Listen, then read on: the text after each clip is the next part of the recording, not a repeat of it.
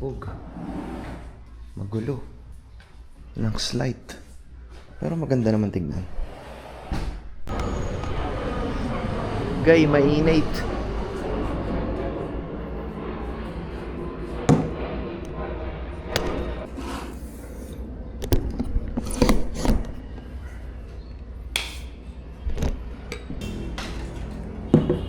Katakot-takot na ligpitan tong mangyayari dito. Grabe.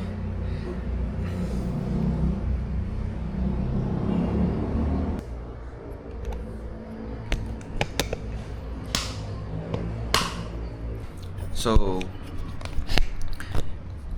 dito pa lang Martians. O nga pala, sa kasalukuyan, kamusta kayo Martians? Welcome back to the 365. Okay, so hindi ko alam kung paano mag-i-explain at magsasabi sa inyo, but I think I have to be honest with myself.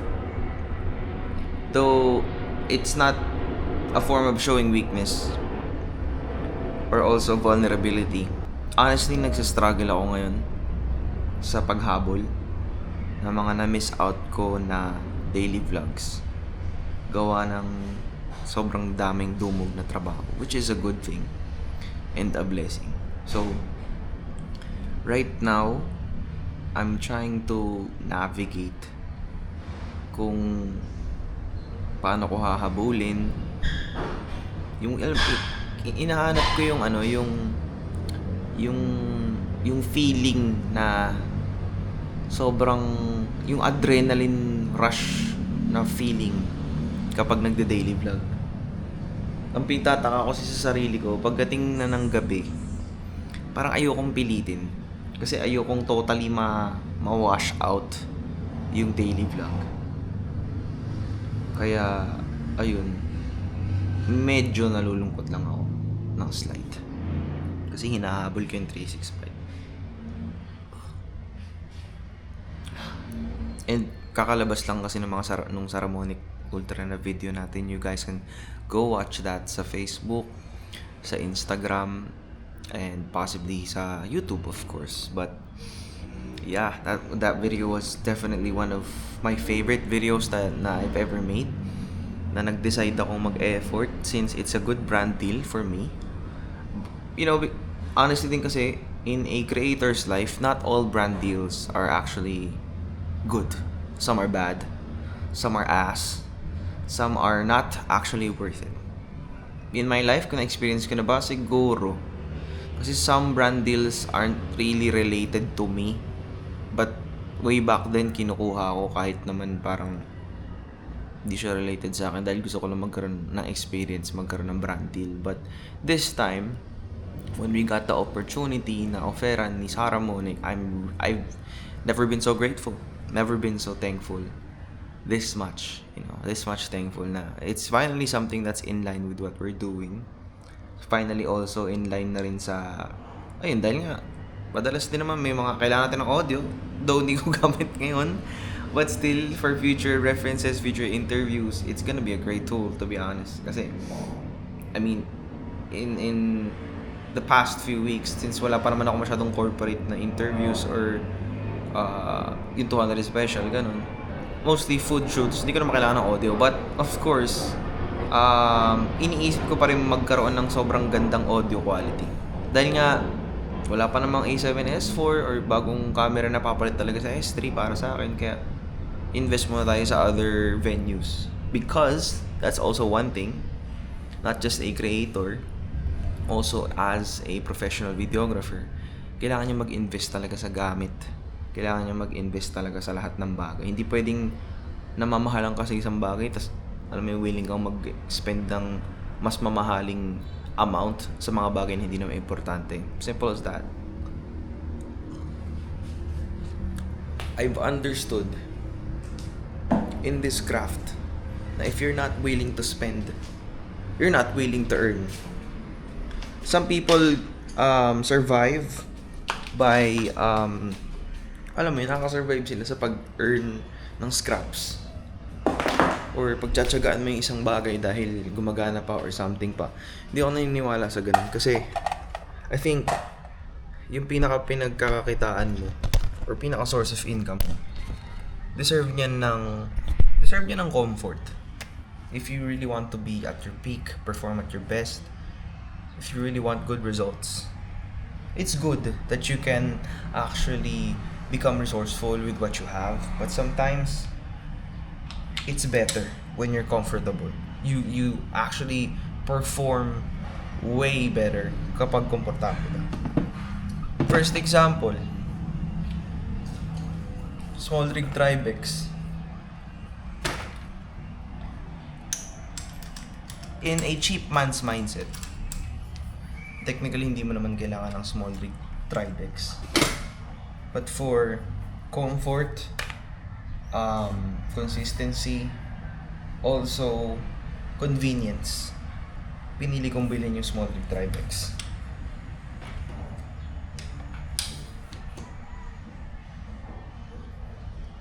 Kasi malaking tulong siya on my job. Especially, yun nga, recently we've been shooting non-stop for food. And, you know, having the ability to just basically do this it's awesome. Like, change ako angle. Diba? Change ako higher angle. Hindi ko niyahabang yung tripod ko. Ina-explain ko lang sa inyo kung bakit ganun. Bakit ganun yung logic. Hindi kasi lahat, may logic na, mag-upgrade ako, magaganto ako, magaganyan ako. Ay, hindi, pwede pa naman eh. Ay, hindi, pwede pa. Hindi ako ganun kasi. Hindi ganun yung mga, karakas ko. Firm believer ako ng upgrade. Or siguro may upgrade-itis ako.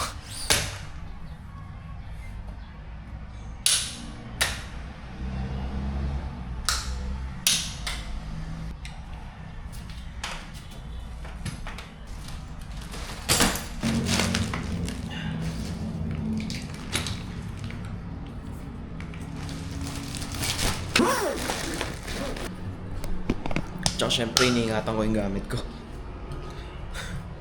Kaya, binalik ko siya. Ayoko siyang naahanginan or naaalikabukan.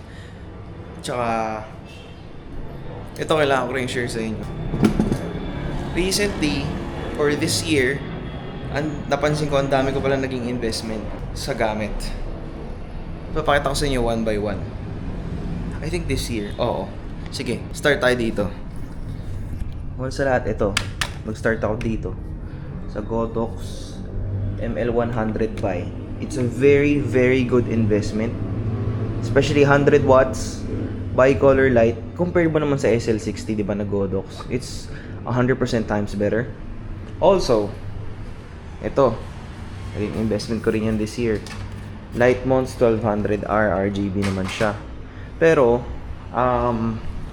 personally, may nakita akong mas maganda dahil nga nakagamit na tayo ng Nanlite 720. Sobrang ganda, pero sobrang mahal din. Nasa around 97,000 pesos yung ilaw. Pero may nakita akong mas viable na option for me. Nakita ko yung Godox ML or MA ata. LA. Godox LA 600 Buy. 600 watts, bicolor light, 31K lang. So sa presyong 97,000 na iisang 720 watts, makakabili ka ng tatlong 600 watts na halos na bicolor pa. So, yeah, yun yung bibiling ko. Probably soon in the future once we get paid. Because honestly, right now, we haven't, di pa tayo nababayaran sa mga pinagagawa natin. But, yeah, it's a good run. Excited ako makuha yung pera ko and there will be signs. Also, another of the investments I made this year is bumili tayo ng C-stand, which I think I need more. Diba? I think I need one more C-stand. Wait nga, natanggal eh.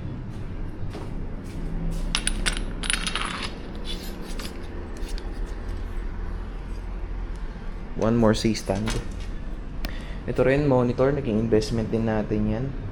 Kasi nga, ang kulang na lang nito is wireless transmitter. For clients preview yan, nagsushoot ka, sabay may wireless transmitter ka, wireless transmitter sa camera mo, Habang nagsushoot ka sa isang area, yung mga client mo, nanonood sila, ano itsura, baka may gusto silang i-correct, may gusto silang gawin. Yun. Tapos dito naman, sa wall na to, sa shelves na to, makikita nyo, ito yung mga naging investment ko din. Yan, Lightmons, 90mm macro, syempre si 28105, Osmo 360, na mukhang ibebenta ko na dahil hindi ako masyado sure kung mapapalitan niya na ba to si Action 5, dahil para sa akin Action 5 pa din. To Mike Mini recently lang, pero medyo nagsisisi akong bumili ako kasi hindi ko alam na bibigyan pala ako ni Lord ng Saramonic Ultra. Syempre Pocket 3 naging investment din natin, Ulanzi TT3. Ito regalo naman kasi sa akin to, itong X5. Ito rin investment din. Ito, one of the worst, yung RS4, na hindi talaga, honestly hindi ako masaya sa RS4 dahil naka full frame ako at ang bibigat ng lenses ko, kaya hindi ako masaya. At saka ilang beses na siya nababagsak ng mga PA ko. Shoutout sa inyo. Tapos ito syempre Comica VM40, still one of the best na shotgun microphones out there. I mean, I swear, if si Saramonic may isisend sa akin na shotgun microphone, I'd be more than happy. But sana, kung meron man silang shotgun microphone, something na katulad nito, na pwede maging wireless, pwede maging pang-podcast, pwede maging mic, na, alam mo yung hand. So, yun pa lang yung mga naging investment ko pala. So far, hindi, ito pa pala. Ito. Yung plate na that allows you na maro-rotate mo yung camera from portrait to landscape. Tapos nakakabit yun sa small rig, di ba? Kasi mostly, these past few weeks, or recently, sa mga shoot, puro reels ang sinushoot ko. Yun. Also, ito pa pala.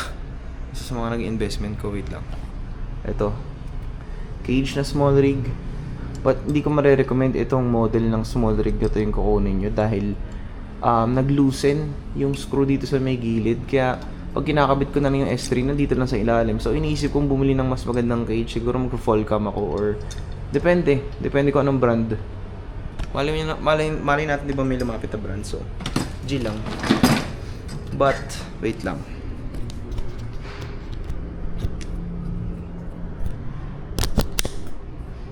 but yun nga,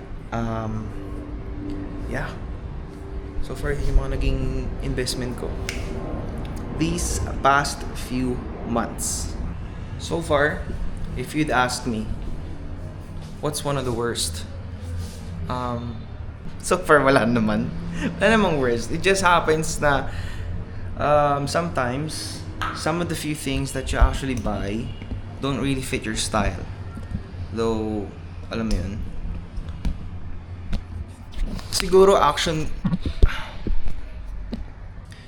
Martians, action camera wise, meron tayong Pocket 3, meron tayong Action 5, meron tayong X5, meron din tayong Osmo 360.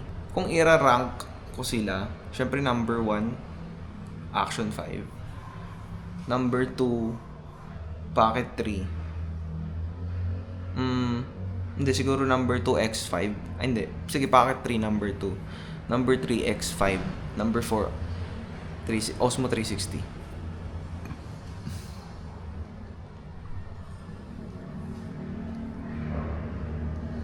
Hindi ako masyado masaya sa Osmo 360, to be honest. Kasi, ewan ko. Nung una na-impress ako na parang mas wide siya. Gawa ng... Alam ko na kung ba't siya naging mas wide dahil rocksteady lang siya. Si Action 5 kasi may rocksteady plus, kaya parang feeling ko ang tight masyado. Ito arm's length to. Diba? Soon, gagawa tayo ng comparison. Pero, speaking out of experience, medyo mas noticeable yung quality ni Osmo 360. Hindi kumpara talaga ni Action 5. Si Action 5, tangke talaga. Tangke si Action 5. Si Pocket 3 naman, supreme. Pero, delicate. Yun talaga yun. At saka yung gimbal sometimes, yun, alam mo, ayaw mo na nga humawak ng gimbal kasi trabaho mo na yung pag-gimbal, sabay mag-gimbal ka pa ba sa ano mo. Though okay naman siya, supreme din yung audio quality ni Pocket 3, wala kang masasabi talaga. Though for me, dahil siguro dahil rugged akong tao or run and gun akong tao, this is probably the best, the Action 5, yung pinaka best. If you're like planning to buy your first action camera, di respect na lang sa ibang brands, hindi ko na babanggitin, basta hindi ko i-recommend kasi hindi ko naman nagagamit eh. Action 5 hands down. Kung may Action 6, why not? Action 4, also why not? Pero syempre, andun tayo sa part na kung gusto mo lang naman ng 360, Osmo 360 ka. Pero Osmo 360 na may pagka Action 5, doon ka nga. Dun, gusto mo mang single, meron kasi tinatawag na single lens mode. Like ito yun, single lens. Kasi 360 yung, syempre kita nyo yung paligid. But right now, siguro parang sobrang hassle mag-edit ng 360 footage to a point na gugustuhin mo na lang siyang gamitin for special activities like behind the scenes, siguro surfing or skydiving or cliff diving, mostly sports pwede naman, or driving. Dun siya applicable. But as a daily driver, as a person who uploads daily videos, yeah, editing 360 footage is a total